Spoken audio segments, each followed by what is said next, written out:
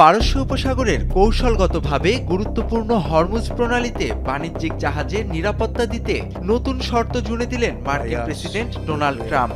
তিনি স্পষ্ট জানিয়েছেন, এই জলপথ দিয়ে চলাচলকারী তেলবাহী জাহাজগুলোকে সুরক্ষা দেবে মার্কিন নৌবাহিনী। তবে তার বিনিময়ে সংশ্লিষ্ট দেশগুলোকে ঝুঁকি বিমার মাধ্যমে গুনতে হবে নগদ অর্থ।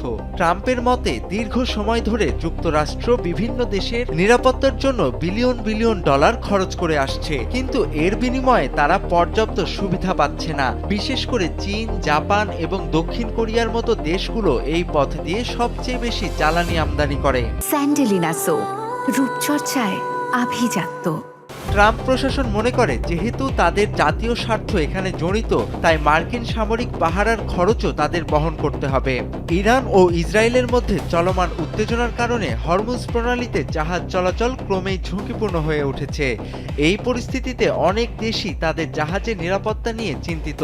ট্রাম্প এই সুযোগকে কাজে লাগিয়ে পে অ্যান্ড প্রোটেক্ট বা টাকা দিন সুরক্ষা নিন নীতি বাস্তবায়ন করতে চাইছেন। বিশ্লেষকেরা বলছেন, ট্রাম্পের এই বাণিজ্যিক মনোভাব আন্তর্জাতিক রাজনীতিতে নতুন মেরুকরণ তৈরি করবে। যদি দেশগুলো অর্থ দিতে রাজি না হয়, তবে মার্কিন বাহিনী সেখান থেকে সরে আসতে পারে।